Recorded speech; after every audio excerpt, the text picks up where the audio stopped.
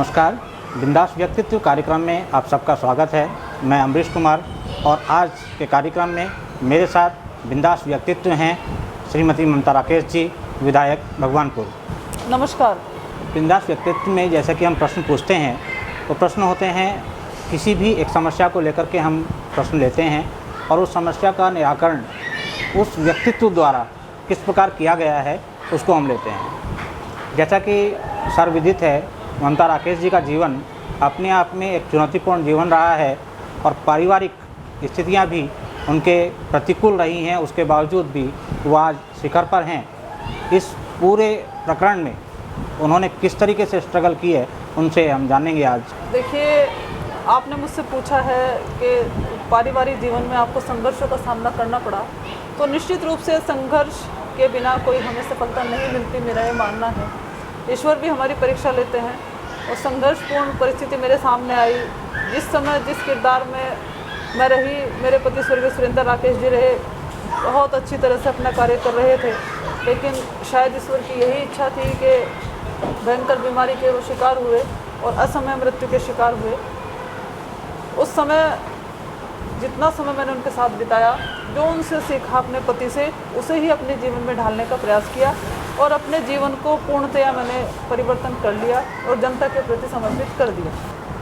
मुझे ईश्वर का आशीर्वाद और सम्मानित जनता का पूरा सहयोग मिला। जिस तरह से उन्होंने स्वर्गीय सुरेंद्र राकेश जी से प्यार किया, वो सम्मान उन्होंने दिया, मैं जनता की बहुत बहुत आभारी और ऋणी हूँ और अपने आखिरी सांस तक हमेशा सम्मानित जनता की ऋणी रहूँगी, ईश्वर की आभारी रहूँगी कि उन्होंने मुझे इस पद पर सुशोभित किया और मैं यही प्रयास करती हूँ कि जनता की आकांक्षाओं पर खरा उतरने का।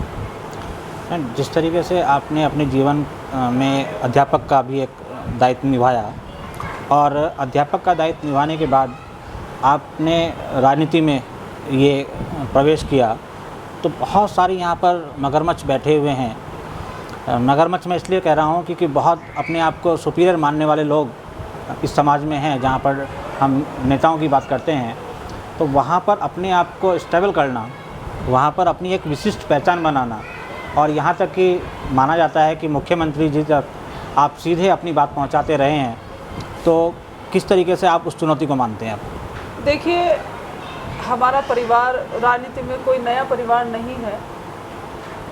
50 साल का समय इस परिवार ने राजनीति में दिया है, जनहित को दिया है, तो मुझे विशिष्ट पहचान बनाने की ज़रूरत नहीं पड़ी। मेरे स्वर्गीय बाबू कलीराम राकेश जी और मेरे पति स्वर्गीय सुरेंद्र राकेश जी के किए हुए वो ऐतिहासिक कार्य, वो विकास कार्य स्वयं में प्रमाण हैं।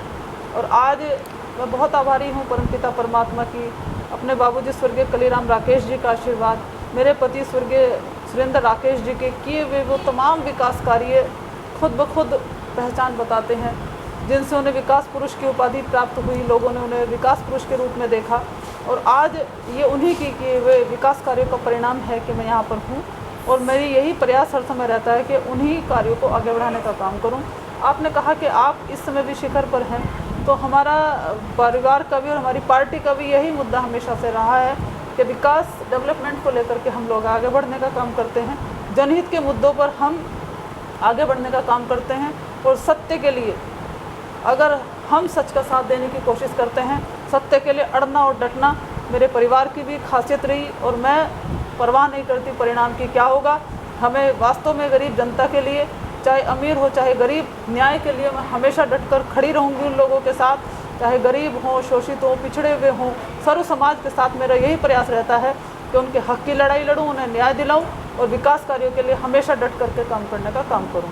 और यही कारण है कि अधिकारी और मुख्यमंत्री जी, मैं मुख्यमंत्री जी को भी कहती हूँ कि मैं विपक्ष की समझ करके नहीं आई हूँ, मैं विपक्ष के मुख्यमंत्री के पास नहीं, मैं अपने प्रदेश के मुख्यमंत्री के पास आई हूँ और विकास कार्यों को लेकर के आई हूँ और आपको मेरे कार्य करने ही हैं। अभी हम जो बात कर रहे थे वो राजनीतिक जीवन की बात कर रहे थे। अब जानना चाहेंगे कि आपके राजनीतिक जीवन के साथ साथ जो आपने अपने बल पर विशेष कार्य भगवानपुर के लेकर आए हैं, भगवानपुर क्षेत्र की जनता के लेकर आए हैं, वो कौन कौन से विशिष्ट कार्य हैं जिनको आप गिनवाना चाहेंगी या जिनको आप बताना चाहेंगी, या जिनको बताते हुए आपको गर्व महसूस होता है कि मैंने भगवानपुर जनता के लिए ये कार्य किए? देखिए, भगवानपुर में जब मैं विधायक बनी, मेरे स्वर्गीय पति सुरेंद्र राकेश जी ने बहुत सारे विकास कार्य यहाँ करा चुके थे जैसे कि आप किसी भी गांव में चले जाइए, वहाँ पर बारात घर और मंदिरों के सौंदर्यीकरण का काम, हमारे शिक्षा के क्षेत्र में ITI बनी हुई है और तमाम डिग्री कॉलेज भी मेरे यहाँ है। मुझे कहते हुए हर्ष होता है कि भगवानपुर में ROG डिग्री कॉलेज है, चुड़ियाला में आपके यहाँ बाबू कलीराम राकेश डिग्री कॉलेज है जो स्वर्गीय सुरेंद्र राकेश जी के द्वारा ही। तो शिक्षा के क्षेत्र में इंटर कॉलेज हमारे यहाँ ज़्यादातर है, सब जगह है। तो शिक्षा के क्षेत्र में भी, स्वास्थ्य के क्षेत्र में भी PSC और CSC स्वर्गीय सुरेंद्र राकेश जी तमाम विकास कार्य करा के गए हैं। लेकिन अभी बस अड्डा बनना था, जब स्वर्गीय सुरेंद्र राकेश जी परिवहन मंत्री थे तब उन्होंने भगवानपुर में बस अड्डे की मॉडल बस स्टैंड की घोषणा की थी और मुझे बताते हुए हर्ष हो रहा है कि वो बस अड्डे का कार्य मैंने अपने प्रयास से शुरू करा दिया है। बस अड्डा प्रगति पर वो कार्य है। अभी तहसील भवन का निर्माण होना है, तहसील भवन की फाइल चल रही है, देखें मुख्यमंत्री जी कब उस फाइल पर दस्तखत करते हैं। तो मेरी प्राथमिकताओं में है तहसील भवन का निर्माण कराना। और भगवानपुर में औद्योगिक क्षेत्र में आप अगर जाएंगे तो आप देखिएगा कि अभी भी जिस तरह की कल्पना की थी या औद्योगिक क्षेत्र को स्वर्गीय सुरेंद्र राकेश जी, पंडित नारायण तिवारी जी मुख्यमंत्री उस समय थे, वो यहाँ पर सिडकुल का निर्माण करके गए थे, लेकिन आज उसकी हालत दयनीय है। ना तो ड्रेनेज का कोई प्लान है। तो मेरी प्राथमिकताओं में है कि भगवानपुर औद्योगिक क्षेत्र में ड्रेनेज का, सीवर लाइन का और ट्रांसपोर्ट नगर बहुत महत्वपूर्ण होता है सबके लिए। अब ये हमारे NH-73 का काम हुआ है, लेकिन अभी भी जाम की स्थिति से हम लोग जूझ रहे हैं। इसका कारण यही है कि सिडकुल में, औद्योगिक क्षेत्र में पार्किंग की व्यवस्था नहीं है। इसके लिए मैंने विधानसभा में सवाल उठाया, HRD हरिद्वार उनकी विकास प्राधिकरण में बात उठाई, तो मुझे बताते हुए हर्ष हो रहा है कि मेरे प्रयास से मंडावर में ज़मीन चिन्हित कर ली गई है। HRD वाले हमारे सचिव हरबीर सिंह आए और उन्होंने निरीक्षण किया और वो फाइनल हो गया। बहुत जल्दी ट्रांसपोर्ट नगर का पार्किंग की भी सुविधा औद्योगिक क्षेत्र वालों को मिलेगी। और तमाम ऐसे विकास कार्य हैं जो मैं निश्चित रूप से लगी हुई हूँ। सड़कें काफ़ी पुरानी हो चुकी थी, अब सड़कें हमारी राज्य योजना की अब की भी कार्य चल रहा है। भगवानपुर से लेकर इकबालपुर तक सड़क का चौड़ीकरण, डामरीकरण, सुदृढ़ीकरण का कार्य प्रगति पर है। सिकरोटा में एक सड़क बन रही है हमारी और तमाम विकास कार्य प्रगति पर। अभी जैसे कि हमारे क्षेत्र में कुछ विद्युत की समस्याएं रहती हैं, कुछ हमारे पास में इस तरह की समस्याएं हैं जो मेडिकल सेंटर्स हमारे जो ग्रामीण क्षेत्र के हैं वो अभी प्रॉपर्ली काम नहीं कर रहे हैं। किसानों की कुछ समस्याएं हैं, कुछ बेरोज़गारी की समस्याएं हैं। इन सब समस्याओं को आप कैसे देखते हैं और इनके निराकरण के लिए आपकी तरफ से कुछ प्रयास किए जा रहे हैं या अभी उस पर कोई योजनाएं नहीं हैं? केंद्र सरकार किसान बिल लेकर के आई है, कहीं ना कहीं किसानों को बर्बाद करने के लिए किसान बिल लेकर के आई है। हम पूरी तरह से इसके विरोध में हैं। हमारी पार्टी ने इसका विरोध किया और जन आंदोलन भी जारी हैं। किसानों ने भी विरोध किया और अब देखिए धान की फसल अभी हमारे किसानों ने काटी है, लेकिन तौल केंद्र पर धान लेने का काम नहीं कर रहे हैं। तो किसान हमारे चारों तरफ से परेशान हैं, किसान और हमारे युवा साथी बेरोजगार हैं। मेरी तो सरकार से लगातार यही मांग रही है कि इस समय जब हम लॉकडाउन के बड़े पीरियड से जाकर के गुजरे हैं, 8 महीने के बाद कुछ हालात अब सामान्य होने लगे हैं। अभी बीमारी पूरी तरह से गई नहीं है, लेकिन सावधानी के साथ हमें कोरोना से भी लड़ना है और आर्थिक स्थिति सबकी बहुत ख़राब हो चुकी है। इस समय बेरोजगारी की समस्या सिर उठाए खड़ी है, चारों तरफ बेरोजगारों की एक फौज खड़ी नज़र आती है। अच्छा, बेरोजगारी के लिए क्या आपके स्तर से भी कुछ प्रयास किए गए हैं कि यहाँ पर कुछ इस तरह की चीज़ें आएँ जिससे बेरोजगारी समाप्त की जा सके? निश्चित रूप से अब इस समय वास्तव में जो हमारे औद्योगिक क्षेत्र में जो कंपनियां लगी हुई थी उनकी हालत भी ख़राब हुई।